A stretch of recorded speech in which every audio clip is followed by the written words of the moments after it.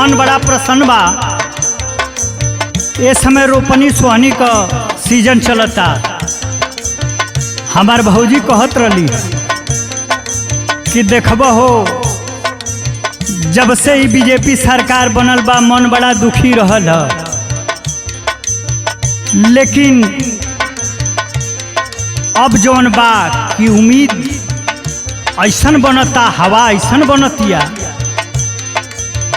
कि 2022 में अखिलेश बाबू के केहू रोक ना पाई। हम कहल चाहता नहीं अब की साइकिल के हो,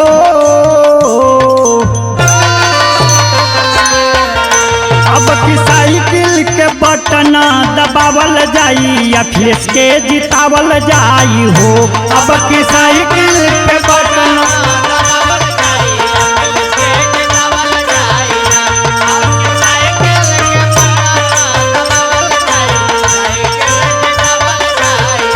अब की साइकिल के बटना दबावल जाई, अखिलेश जी के जितावल जाई हो।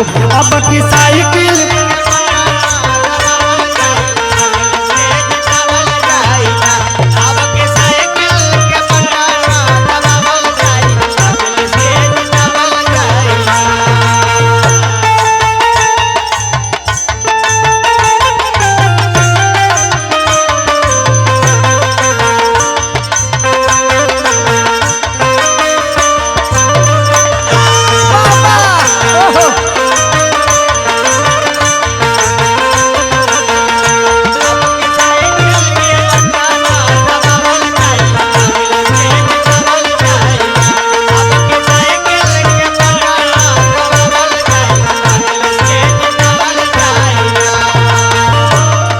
हमहू कहलिए हलचल भैया भौजी से,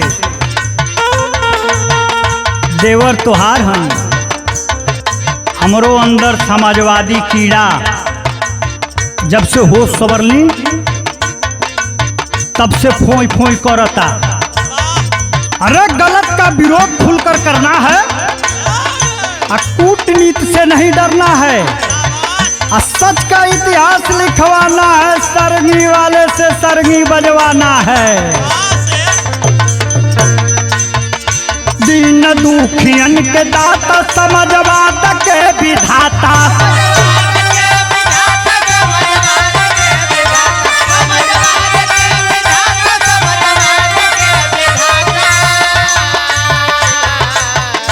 यूपी रोवे दिल दुखाता, बाग में कुसुम को मिलाता, बाग में कुसुम को मिलाता।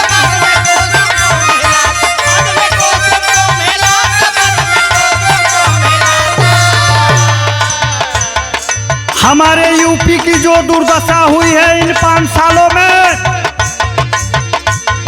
हमने ठान लिया है पूरा जनमत हमारे साथ है, और 2022 में हमको दिखाना है कि हमें कोई पुजारी सीएम चाहिए या कोई कर्मठ सीएम चाहिए।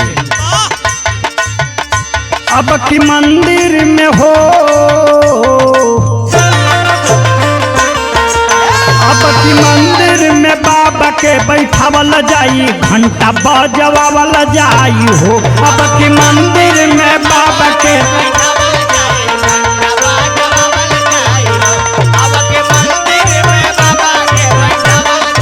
घंटा बजवावल जाई हो।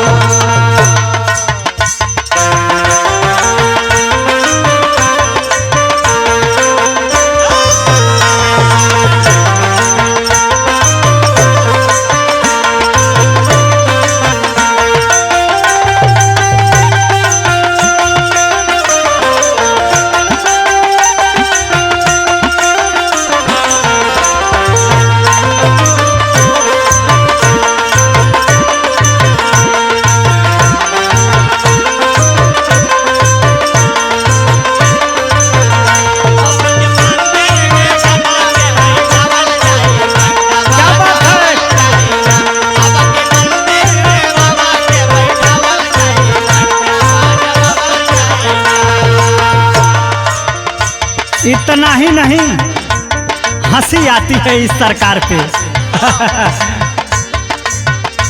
डिग्री लेकर रिक्शा खींचे, अरे डिग्री लेकर रिक्शा खींचे आज युवा बाजारों में, कुछ अनपढ़ नेता दौरा करें महंगी महंगी कारों में। कौनो भइल ना विकास सबके मनवा बाबूदास, सबके मनवा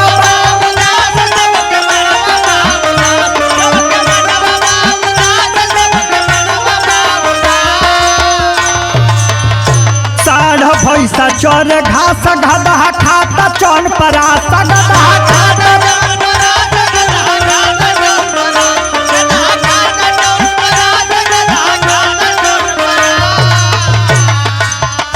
युवा क्रांति हो,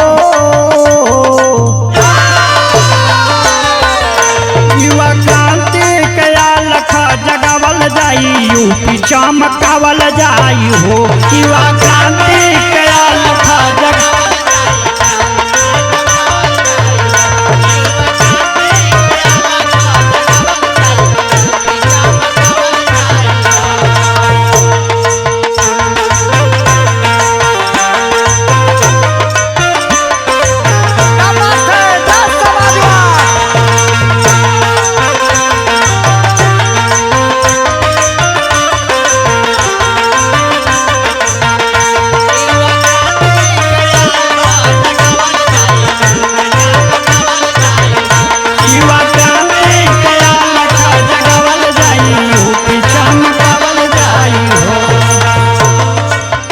देश बाबू,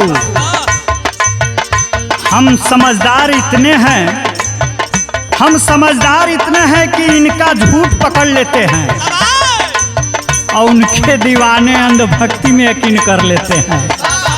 बहुत अफसोस है हमें। कैल जनता से घात ठीक से दिहल न साथ,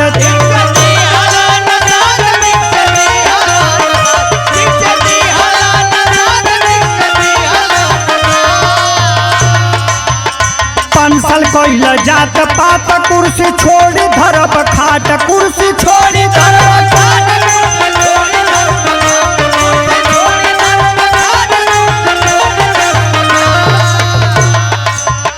अब की फुलवा पे हो,